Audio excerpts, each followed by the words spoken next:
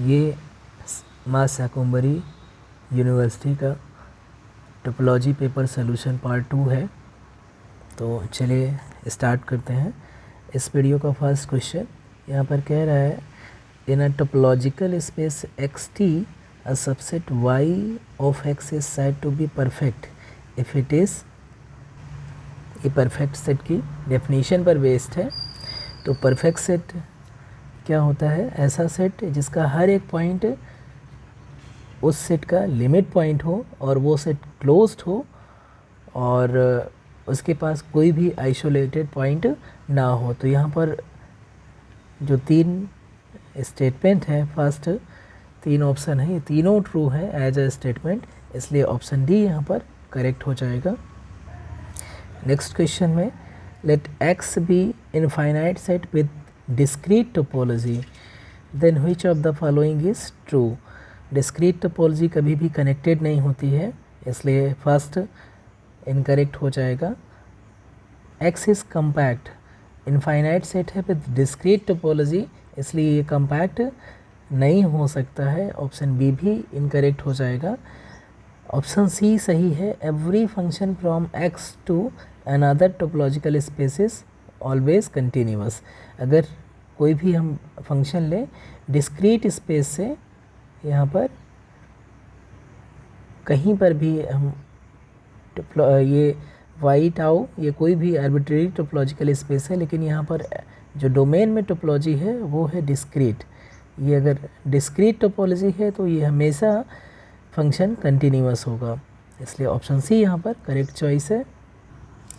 Next question है, यहाँ पर कह रहा है कि let X be countably infinite discrete topological space which is homeomorphic to a subspace y of R with usual topology, then which of the following can be y। x countably infinite set है with discrete topology और y क्या है? Subspace है R का with usual topology. तो हमें देखना है कि x और y कब होम्योमॉर्फिक हो सकते हैं। तो चूँकि जो Q है, Q में जो टोपोलॉजी है वो डिस्क्रीट टोपोलॉजी नहीं होती है, तो चूँकि X यहाँ पर काउंटेबली इनफाइनाइट सेट दिया है और साथ में डिस्क्रीट टोपोलॉजी है, तो जो सेट Y है उसको भी डिस्क्रीट टोपोलॉजी रखना पड़ेगा और इनफाइनाइट काउंटेबली इनफाइनाइट सेट होना पड़ेगा और डिस्क्रीट टोपोलॉजी रखना पड़ेगा, तभी एक्स और वाई होम्योमॉर्फिक हो सकते हैं। और ये प्रॉपर्टी जेड के पास है और set of natural number N के पास है। ये दोनों डिस्क्रीट टोपोलॉजी रखते हैं और दोनों काउंटेबली इनफाइनाइट सेट है, तो इसलिए ऑप्शन नंबर ए यहाँ पर करेक्ट हो जाएगा। Next question, a map F from X to Y is said to be homeomorphism. Homeomorphism F को कब बोलेंगे? अगर फंक्शन f11 हो और साथ में आंटू हो, यानी कि बाइजेक्टिव हो, f कंटिन्यूअस हो और f इनवर्स भी कंटिन्यूअस हो। बाइजेक्टिव बाई कंटिन्यूअस फंक्शन क्या कहलाता है? होम्योमॉर्फिज्म कहलाता है। इसलिए यहाँ पर जो करेक्ट ऑप्शन है ऑप्शन नंबर डी हो जाएगा। नेक्स्ट क्वेश्चन, यहाँ पर कह रहा है कि if the function f from x to y is continuous, यहाँ पर f कंटिन्यूअस फंक्शन दिया है, तो फर्स्ट स्टेटमेंट है F inverse B is closed if B is closed, और सेकेंड है F inverse B is compact if B is compact. तो ये तो सेकेंड ऑप्शन इनकरेक्ट है। किसी भी कम्पैक्ट सेट का inverse image always compact set हो, ये ज़रूरी नहीं होता है under continuous map. For example अगर हम सिंपली ले लें, आर से आर में एक फंक्शन ले रहे हैं और इसे हम कांस्टेंट मैप ले रहे हैं, F of X equal to हम 1 कर रहे हैं, तो अगर हम सिंगलटन 1 देखें तो ये क्लोज्ड एंड बाउंडेड सेट है, कम्पैक्ट है, और एफ इनवर्स अगर हम इसमें ऑपरेट करें तो ये पूरा का पूरा आर हो जाएगा, जो कि कम्पैक्ट नहीं है। तो inverse image of compact set under continuous map compact हो, ये ज़रूरी नहीं होता है, इसलिए in general option B incorrect है। नेक्स्ट जो ऑप्शन सी है, ये कंडीशन होल्ड कर रही है तो फंक्शन कंटिन्यूअस नहीं होता है। इनफैक्ट क्लोज्ड मैप होने के लिए ये नेसेसरी एंड सफिशिएंट कंडीशन है, इसलिए ऑप्शन सी भी इन जनरल करेक्ट नहीं है। ये जो क्राइटेरिया सी में दिया है ये कंटिन्यूअस मैप के लिए नहीं है, बल्कि ये क्लोज्ड मैप के लिए है। अगर ये कंडीशन होल्ड करेगी तो फंक्शन एफ क्लोज्ड मैप हो जाएगी। और हम देख सकते हैं कि ऑप्शन ए यहाँ पर करेक्ट चॉइस है।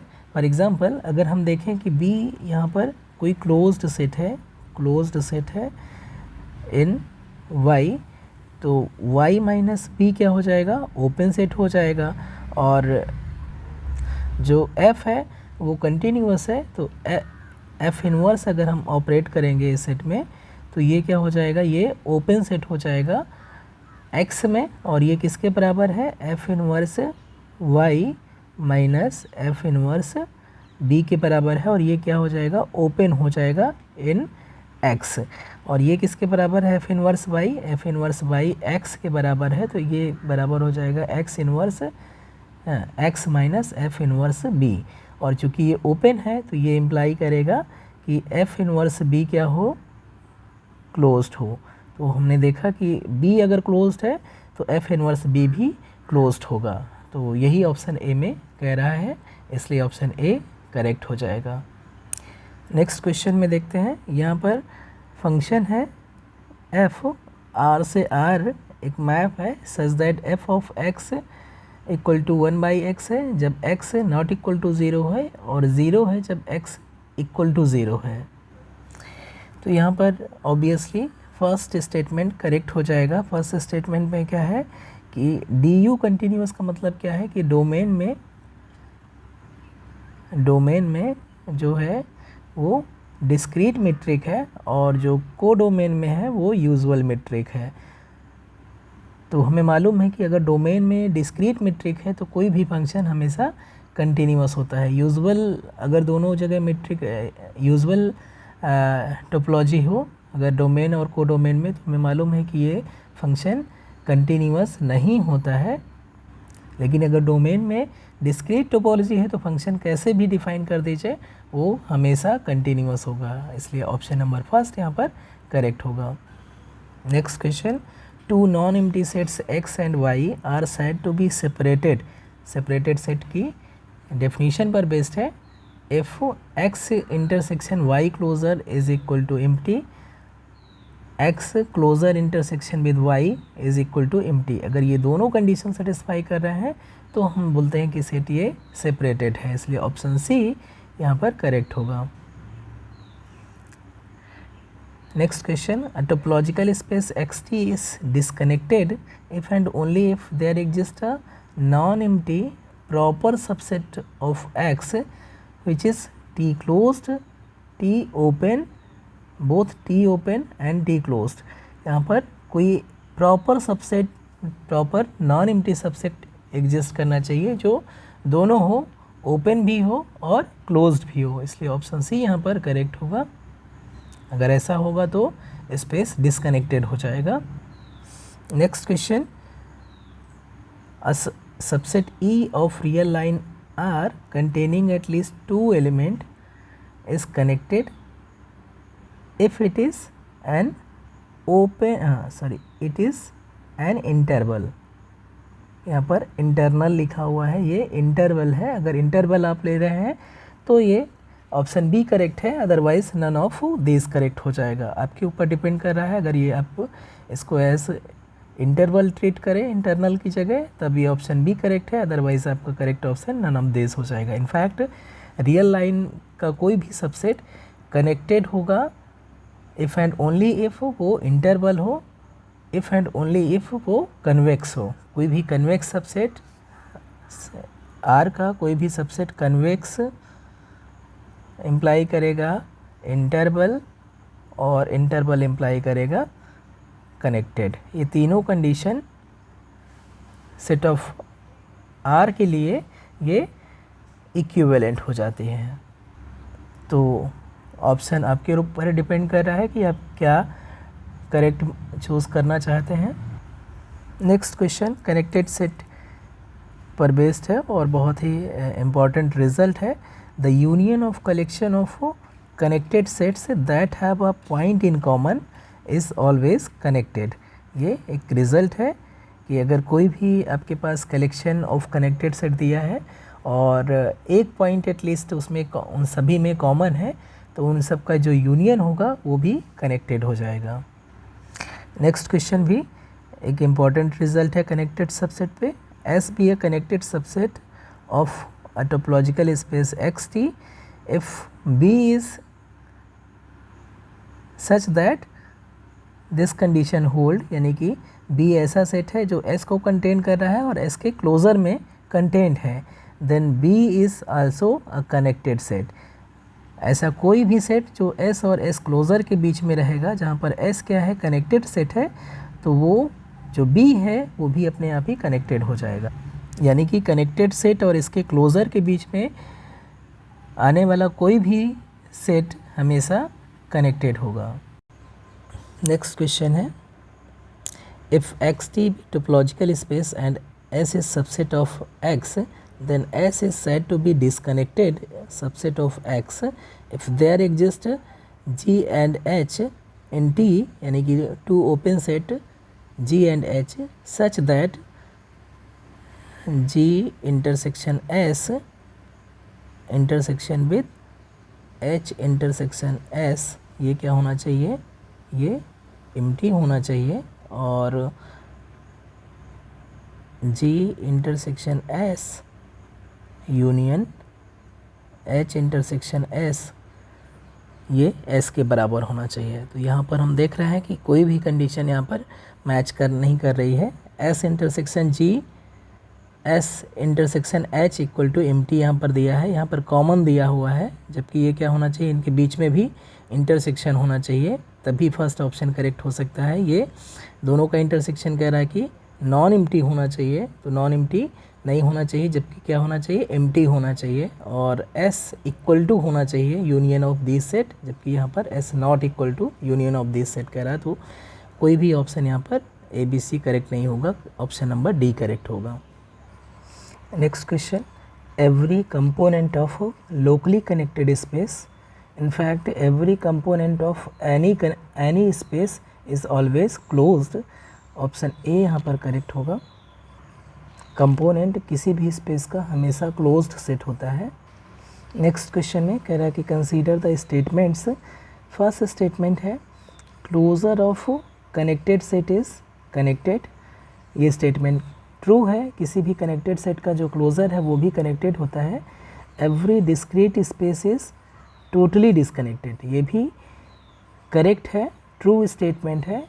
डिस्क्रीट स्पेस हमेशा टोटली डिसकनेक्टेड होता है। टोटली डिसकनेक्टेड मतलब जो मैक्सिमल कनेक्टेड सेट है वो सिंगल्टन हो, तो डिस्क्रीट स्पेस में जो मैक्सिमल कनेक्टेड सेट है वो सिंगल्टन सेट होते हैं।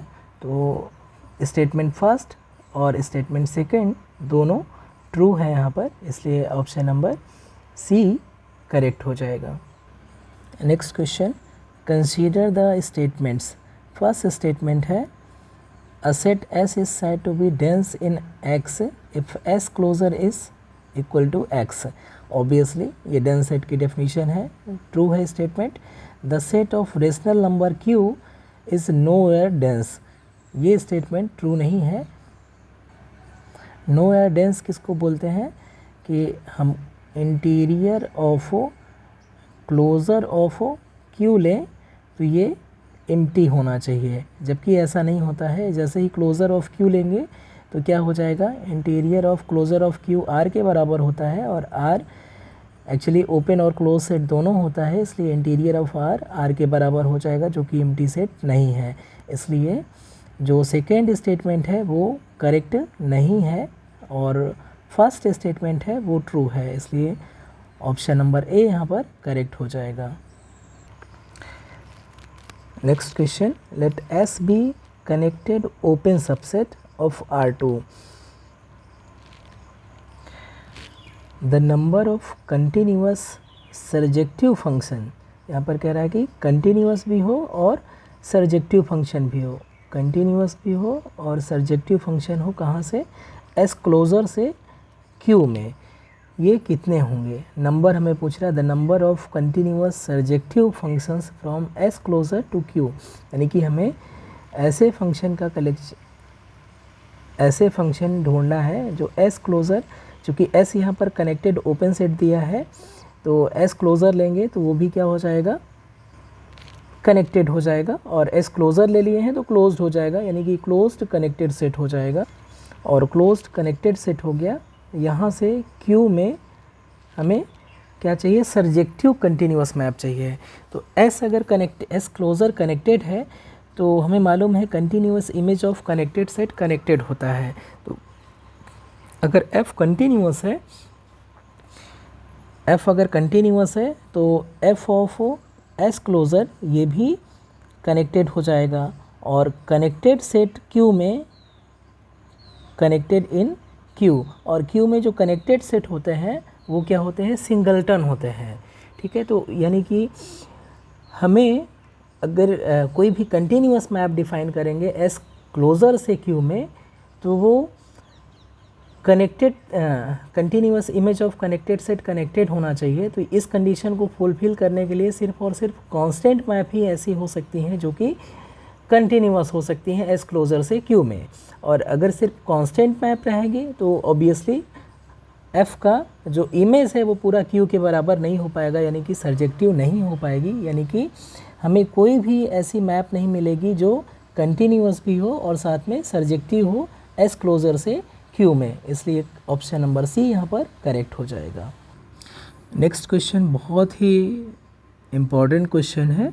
Consider the space S equal to alpha beta where alpha beta belongs to Q, subset of R2 where Q is the set of rational number, then which of the following is true।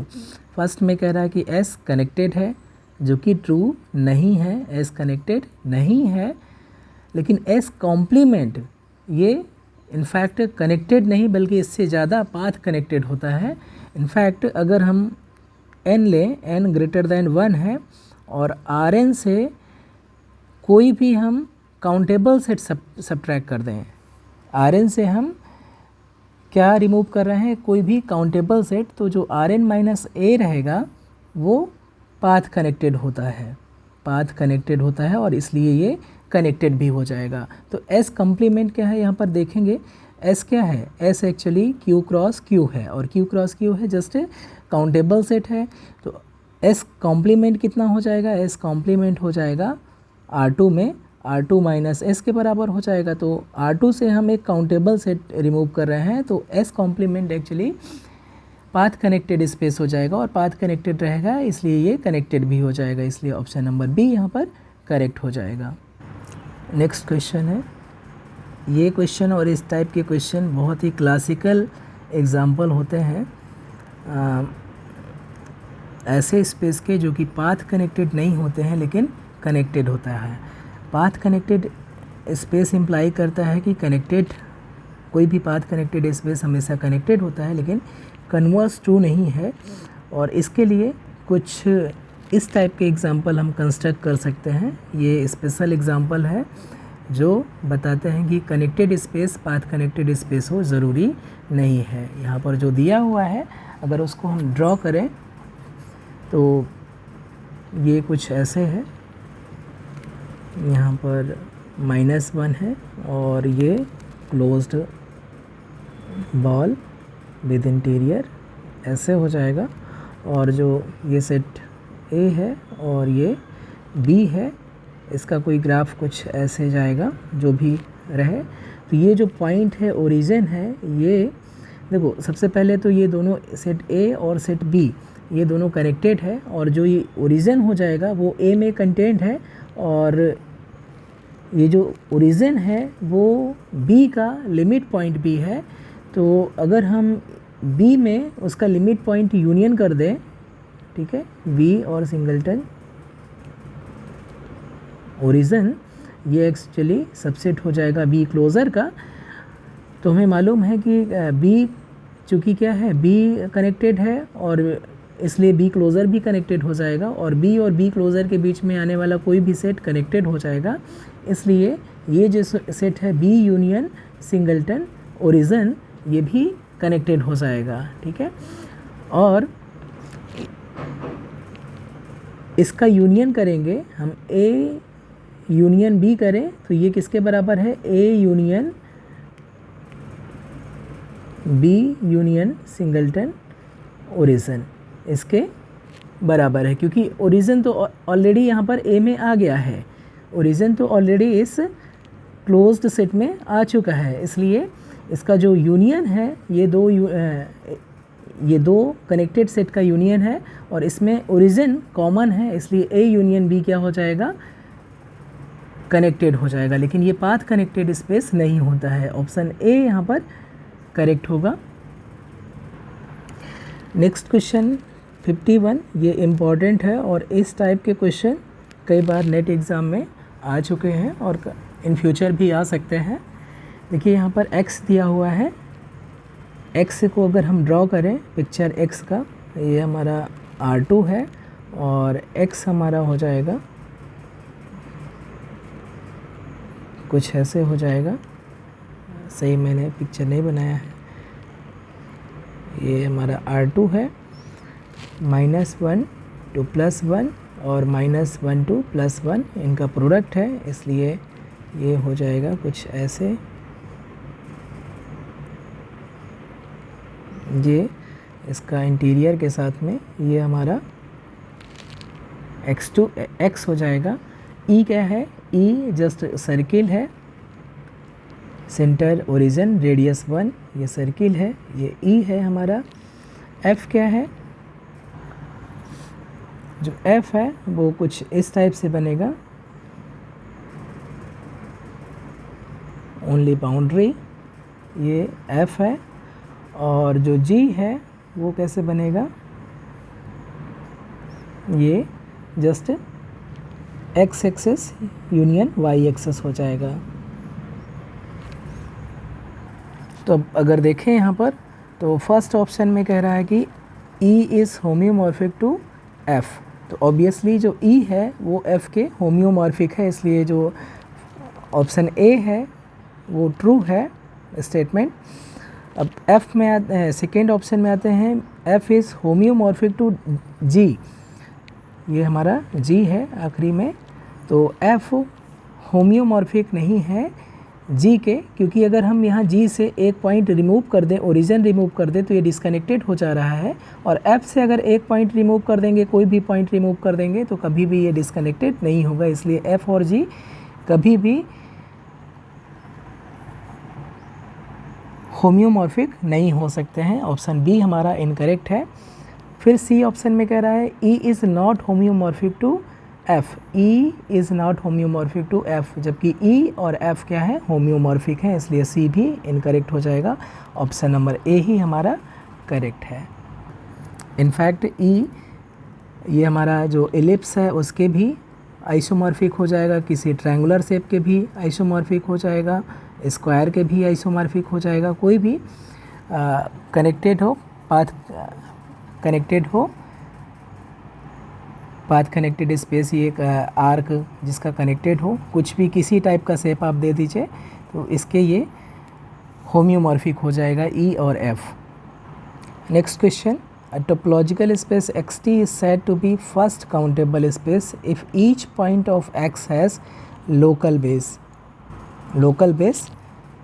लेकिन countable होना चाहिए, इसलिए option number C यहाँ पर correct हो जाएगा, countable local base होना चाहिए, यानी कि लोकल बेस में जो नंबर ऑफ एलिमेंट्स हैं वो कितने होने चाहिए, एट मोस्ट काउंटेबल होना चाहिए, ऑप्शन सी यहाँ पर करेक्ट हो जाएगा।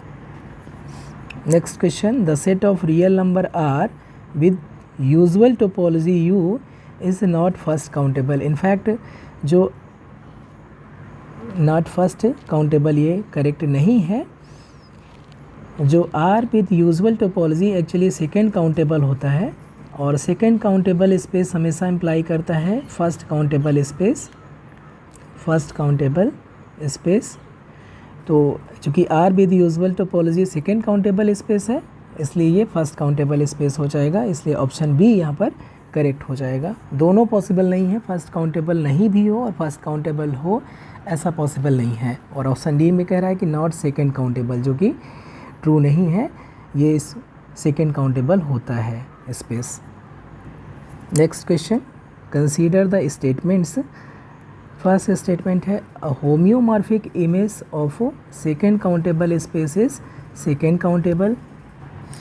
चूँकि सेकेंड काउंटेबल टोपोलॉजिकल प्रॉपर्टी है जो अंडर होम्योमॉर्फिज्म प्रिजर्व होती है, इसलिए जो फर्स्ट स्टेटमेंट है वो ट्रू है। सेकेंड काउंटेबल स्पेस की जो इमेज होगी अंडर होम्योमॉर्फिज्म ये सेकेंड काउंटेबल होगा। ऑप्शन जो स्टेटमेंट फर्स्ट है वो ट्रू है। Every second countable space is not a first countable space. अभी मैंने मेंशन किया कि कोई भी सेकेंड काउंटेबल स्पेस होगा तो वो हमेशा फर्स्ट काउंटेबल होगा, इसलिए ये जो सेकेंड स्टेटमेंट है वो फॉल्स है और हमारा करेक्ट ऑप्शन हो जाएगा ऑप्शन नंबर ए।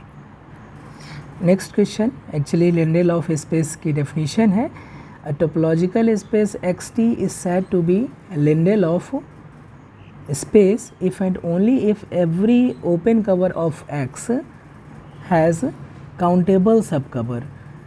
कॉम्पैक्ट सेट में क्या होता है कि फाइनाइट सब कवर होना चाहिए और लिंडेल ऑफ स्पेस में जो सब कवर है वो countable at most countable number of element exist करें जो कि सब कवर बनाए। तो ये लिंडेल ऑफ स्पेस की जस्ट डेफिनेशन है या इक्विवेलेंट कंडीशन है कि कोई भी ओपन कवर काउंटेबल सब कवर रख रहा है तो स्पेस तो लिंडेल ऑफ स्पेस हो जाएगा। ऑप्शन ए यहाँ पर करेक्ट है।